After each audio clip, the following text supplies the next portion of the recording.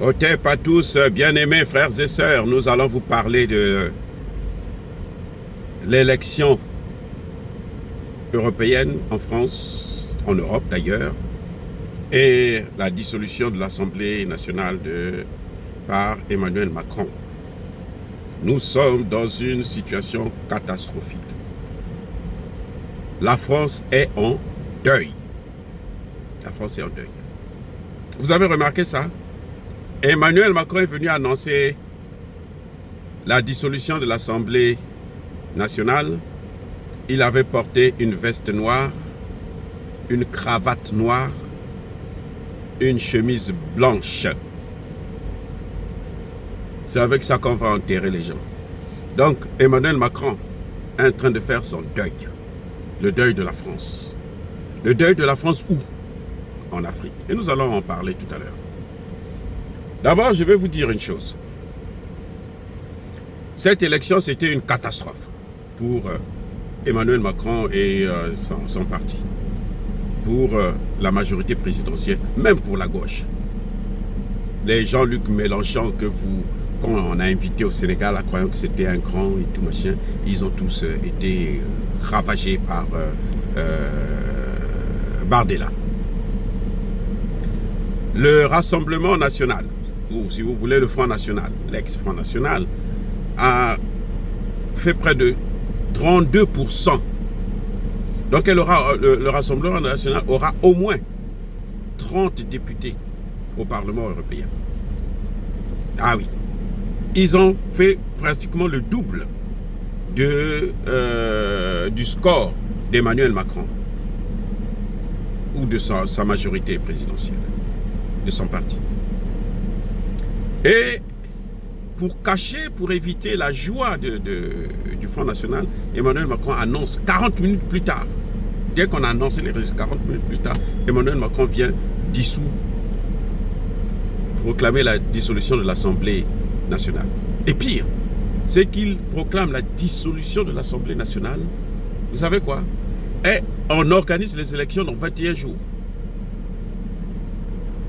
Or, écoutez bien, la loi en France demande à ce que le dépôt de candidature puisse être déposé au plus tard 4 semaines avant l'élection. L'élection aura lieu dans 3 semaines. Donc l'élection a lieu avant même qu'on dépose les candidatures. La campagne commence, et la campagne commence 15 jours après. Bon, la campagne, il a le temps, mais le dépôt de candidature, là, c'est 4 semaines. Au plus tard. Donc là, on voit bien que nous avons affaire à un dictateur, un bandit, un brigand. Emmanuel Macron s'est fait avoir à son propre piège. Emmanuel Macron a toujours souhaité gagner l'élection en se basant sur la manipulation de l'électorat du Front national, l'électorat français. C'est-à-dire, il s'arrange toujours à se retrouver en face à face avec le Front national et dire que eux ce sont des racistes, donc il faut voter pour moi qui suis l'impérialiste. Hein? C'est ce que nous, en tant que panafricanistes, on va dire. De toutes les façons, pour nous, c'est blanc, bonnet blanc, on s'en fiche éperdument. C'est un non-événement pour nous, Africains. Que ce soit Bardella ou Premier ministre, ou que ce soit Attal, ça, ce n'est pas notre problème du tout. Notre problème, là, c'est notre souveraineté.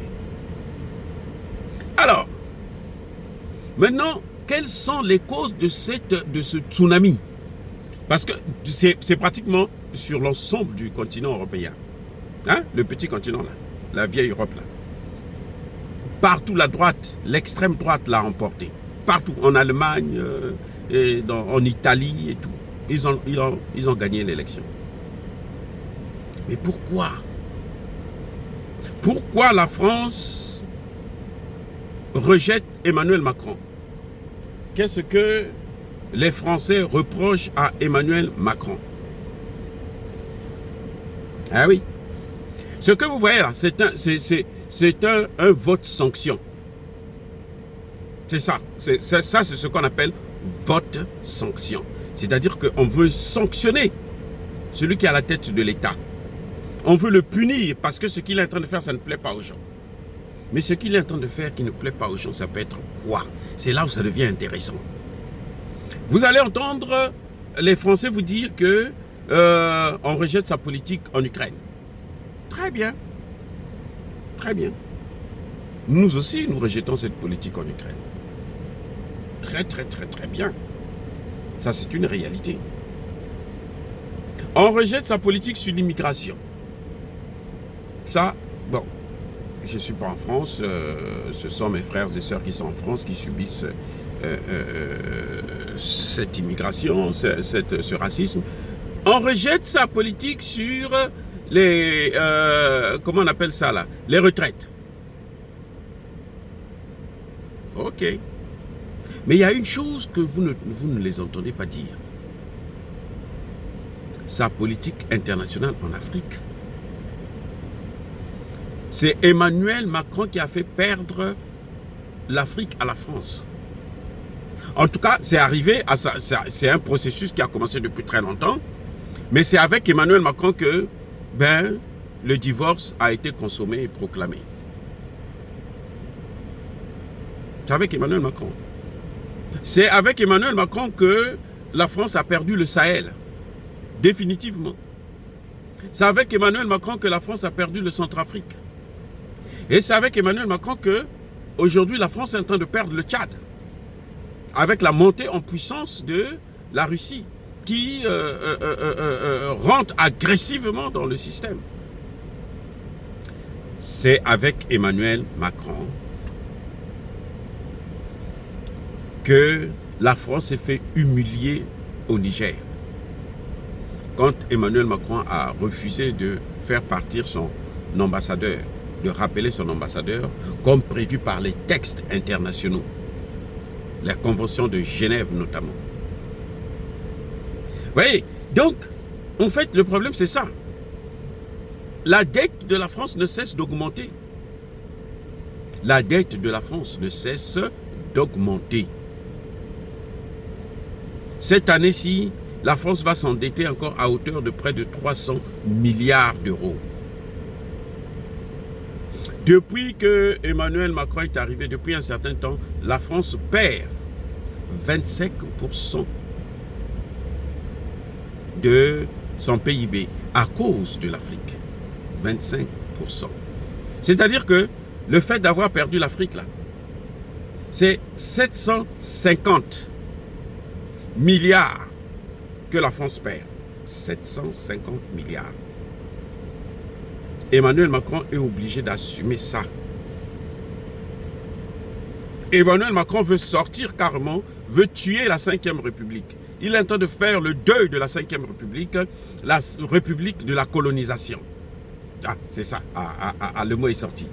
Emmanuel Macron est en train de faire le deuil de la 5e République, qui est la République de la colonisation. Parce que les pays africains ont décidé d'en découdre maintenant avec cette politique coloniale de la France. Il est presque inévitable que, comment vous l'appelez là, Bardella puisse empêcher, puisse être, qu'il ne puisse pas être le prochain Premier ministre. Il est presque, c'est-à-dire que ça va être vraiment difficile, très difficile. Si l'on suit les sondages actuels, il a battu Attal lors du face-à-face et donc il est en train de monter en puissance. Emmanuel Macron prend le risque, c'est ce qu'on appelle la politique de la terre brûlée. Un psychologue avait dit que Emmanuel Macron c'est un gamin. Quand il n'a pas ce qu'il veut, il s'affole.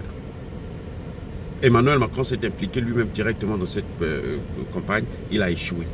Mais Emmanuel Macron veut bien que le Front National puisse venir au pouvoir. Et nous voulons que le Front National puisse venir au pouvoir. Ils sont contre l'immigration, nous sommes d'accord avec eux contre l'immigration, mais ça veut dire que les Français qui sont immigrés en Afrique aussi doivent quitter. Et les gars, c'est ça. Et eux, pour un immigré français qui vient en Afrique, là, ils consomment les revenus peut-être d'1 million ou de 5 millions d'Africains. Alors qu'un immigré africain qui vient en France, il vient servir la France. Qui est perdant? Qui est perdant? Qui gagne et qui perd? C'est bien la France, c'est pas nous. Vous voyez, il y a aussi un autre problème que j'allais oublier. Le rejet de Macron, c'est aussi le rejet sur sa politique en Palestine. Mais comme ça, ce n'est pas notre problème. Hein, parce que nous, on n'est pas liés à ça. Nous, on est liés plutôt à l'Ukraine. Parce que l'Ukraine, nous avons la Russie, qui est un partenaire privilégié pour l'Afrique actuellement, qui nous a aidés à régler les problèmes de sécurité, à comment stabiliser la situation. C'est pour ça que je vous parle plutôt de l'Ukraine et de l'Afrique. Mais surtout, pour nous, le plus important, c'est l'Afrique. Parce que l'Afrique est à un tournant de son histoire. L'Afrique est en train de réécrire son histoire. Et Emmanuel Macron nous aide à réécrire cette histoire. Parce que quand Bardella va venir, je ne sais pas comment Bardella va faire pour venir en Afrique. Comment il va faire? Puisqu'il ne veut pas l'immigration. Oh, il va aller en Tunisie. Parce que là-bas, en Tunisie, il donne l'argent pour que 12 millions pour chaque immigré qui est jeté dans le désert. Chaque âme noire qui est perdue. 12 millions. Vous voyez, donc cette élection-là, ce que vous voyez là, pour nous Africains là, c'est le rejet de la politique africaine de la France. C'est une sanction contre Emmanuel Macron sur cette politique africaine qui a trop duré. Et Emmanuel Macron nous aide, parce que là, on va vers la réécriture d'une autre politique africaine. C'est obligatoire. Obligatoire, qu'on le veuille ou non. Même nos chefs d'État qui ne veulent pas le comprendre, ils vont finir par l'accepter. L'heure est arrivée. Et l'heure, c'est l'heure. Avant l'heure, ce n'était pas l'heure. Hier, ce n'était pas le moment. Après l'heure, ce ne sera plus l'heure. C'est à nous maintenant d'agir maintenant. De renforcer, justement, les actions qui vont dans le sens de notre souveraineté. Surtout dans cette période trouble. Le gouvernement Attal est aujourd'hui suspendu. C'est fini, il n'y a plus de gouvernement, puisqu'il ne peut pas passer, il n'y a pas d'assemblée générale. Donc ce gouvernement est là seulement pour régler les affaires courantes. Et l'Afrique doit en profiter pour avancer dans son agenda. Encore une fois, les amis, cette élection-là, c'est une sanction à la politique française. Les Français ne sont pas contents d'avoir perdu l'Afrique, mais nous devrons nous préparer, parce que ceux qui vont venir, ils vont chercher la première des choses, ils vont chercher à corriger. Donc, à faire comme disait l'ambassadeur, mener la guerre contre nous. C'est à nous de prendre nos responsabilités. Dire cela, c'est inciter à la haine ou à la violence. Non. Ya, ba, colère, veille, malem. Encore une fois de plus, bien-aimés frères et sœurs, je persiste et je signe. Soyez bénis, abondamment bénis par le Dieu des Kémites et par nos ancêtres ici. Mais que tous ceux qui persécutent le continent africain, le pillent et le déstabilisent, qu'ils soient noirs, blancs, chinois, arabes, juifs, indiens ou qui qu'ils soient punis, maudits, foudroyés, neutralisés, écrasés, effacés par le Dieu des Kémites et par nos ancêtres ici. Vive l'Afrique éternelle, j'ai dit et j'assume.